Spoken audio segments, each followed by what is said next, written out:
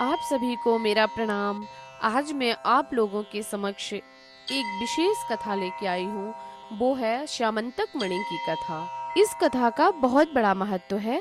इस कथा को सुनने मात्र से लगा हुआ कलंक मिट जाता है। बोले भगवान श्री कृष्ण की जय। द्वारिकापुरी में रहने वाले सत्राजीत को यह श्यामंतक मणि भगवान सूर्य नारायण की कृपा से प्राप्त हुई थी। वह सूर्य भगवान का बहुत बड़ा भक्त था। इतनी श्रद्धा भक्ति के साथ भगवान सूर्य की उपासना करता था। एक दिन भगवान सूर्य प्रकट होके सत्राजीत को अपनी मणि दिए और उसे यह भी बताए कि यह मणि तुम्हें 60 मन सोना रोज देगी। इस तरह से उसने सूर्य नारायण भगवान को प्रणाम किया और भगवान अंतर्ध्यान हुए।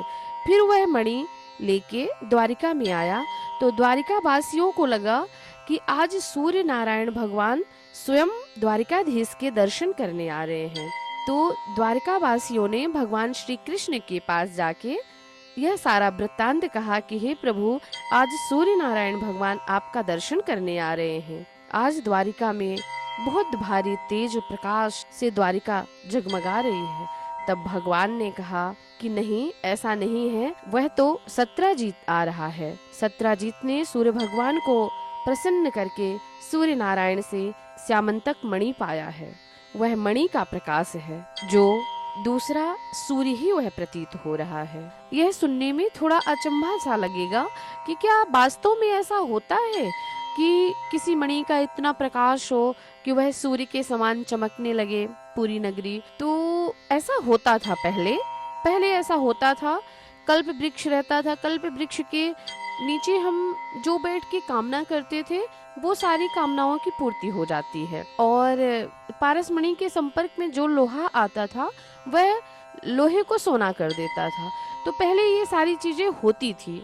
तो सत्राजीत श्यामंतक मणि की विधि विधान के साथ पूजा करता था। 60 मन सोना वह रोज पाता था। एक दिन सत्राजीत भगवान की सभा में बैठा था तो वहाँ सब ने कहा कि सत्राजीत, क्यों ना तुम इस मणि को द्वारिका के कोष में जमा करा दो, जिससे सारी प्रजा का कल्याण द्वारिकाधीश के द्वारा होता रहेगा।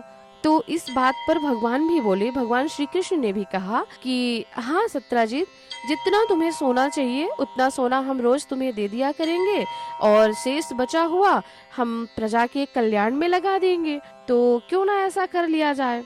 यह सुन के सत्राजीत दुखी हुआ और सत्राजीत ने कहा कि यह मणि मैंने सूर्य नारायण को प्रसन्न करके पाया है, मैं अपनी मणि किसी को क्यों दूं। तो भगवान ने कहा, कोई जोर जबरदस्ती नहीं है, यह तो हमारा सुझाव है। अगर तुम ऐसा करोगे तो प्रजा का कल्याण हो सकता है।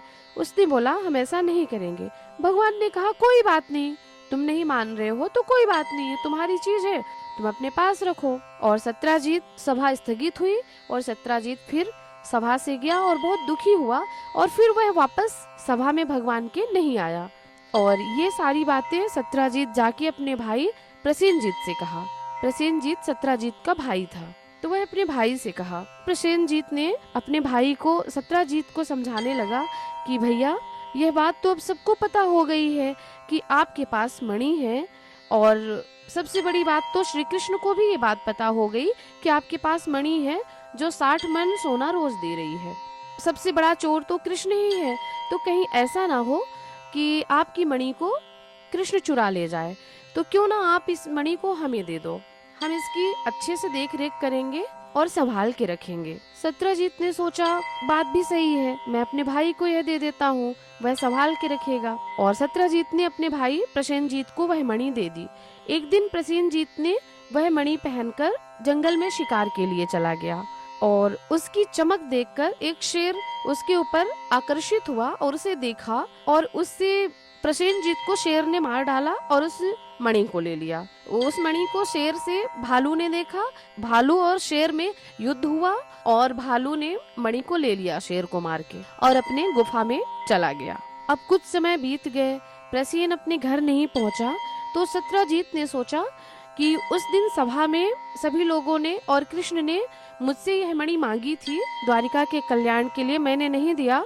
तो मुझे ऐसा प्रतीत होता है कि कृष्ण ने मेरी मणि को चुरा लिया और मेरे भाई को मार डाला। ऐसा कलंक लगा दिया सत्यजीत ने कृष्ण भगवान पर। और जब यह सारी बातें भगवान कृष्ण को पता हुई तो वह बहुत दुखी हुए और उन्होंने सोचा कि कुछ बोलना यहाँ अच्छा नहीं होगा। मैं एक राजा हूँ, मेरा धर्म है प्रजा का कल्याण करना और प्रजा की समस्या का हल निकालना। तो भगवान ने सोचा क्यों ना मैं स्वयं ढूंढूं कि मणि कहाँ है। भगवान मणि ढूंढते ढूंढते उसी गुफा में जा पहुँचे जहाँ वह भालू मणि को लेके बैठा था और भालू भगवान का ध्यान कर रहा था। वह भालू कोई और नहीं बल्कि वह जामवंत जी थे, भगवान राम के अवतार में जो भगवान राम के साथ जामवंत जी थे, सुग्रीव के सेना नायक, वो जामवंत महाराज थे। तो भगवान वहाँ पहुँच गए गुफा में और भगवान ने कहा कि यह मणि मुझे दे दो।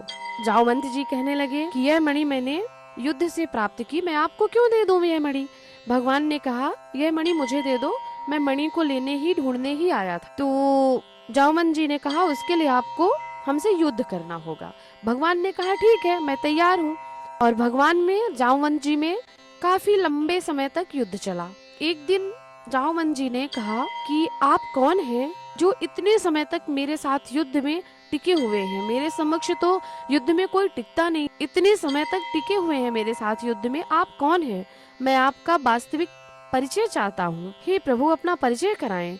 तब भगवान कृष्ण ने अपने राम रूप का दर्शन कराया जामवंत जी को और जामवंत जी भगवान को साष्टांग प्रणाम किए और भगवान से क्षमा मांगे। तब भगवान बोले हे जामवंत जी, आपकी रामावतार में इच्छा थी कि मुझसे युद्ध करो, तो मैंने आपको कहा था कि मैं आपकी यह इच्छा अवश्य पूरी करूंगा, आप इंतजार करो। तो आज मैंने आपकी वह इच्छा पूरी की। जामवंत जी को बहुत खुशी हुई, भगवान को बार बार प्रणाम करते हैं। तब जामवंत जी ने फिर भगवान को वह मणि दी और जब भगवान मणि लेके जाने लगे तो भगवान को जामवंत जी ने रोक के कहा हे प्रभु रुकिए।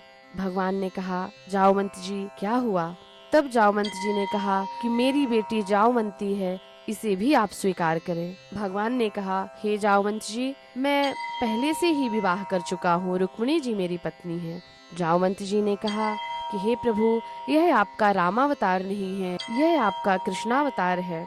इस अवतार में तो जितने लोग भी आपके शरण में आएंगे आपको स्वीकार करना होगा। कृपा करके मेरे बेटी के साथ पाणी ग्रहण करिए। जामवंत जी के आग्रह पर भगवान ने जामवंती जी के साथ विवाह किया, पाणी ग्रहण किया और फिर बाद में भगवान वह मणि लेके जामवंती जी के साथ में अपने नगर को चल दिए और द्वारिका में आके सत्यजीत को उसकी मणि वापस किया प्रभु ने। अब यह सारी सच्चाई जान के सत्यजीत को बड़ा दुख हुआ और वह विचार किया कि हमसे बड़ी भूल हो चुकी है, भगवान के ऊपर हमने कलंक लगाया, अब इस कलंक का पश्चाताप कैसे करूं और उन्हें मैं कैसे खुश करूं। तो वह सोचा क्यों ना ठाकुर जी के साथ अपने घर की बेटी सत्यभामा का विवाह करा दूं, इससे भगवान खुश हो जाएंगे और हमें क्षमा कर देंगे और मेरा पश्चाताप भी हो जाएगा।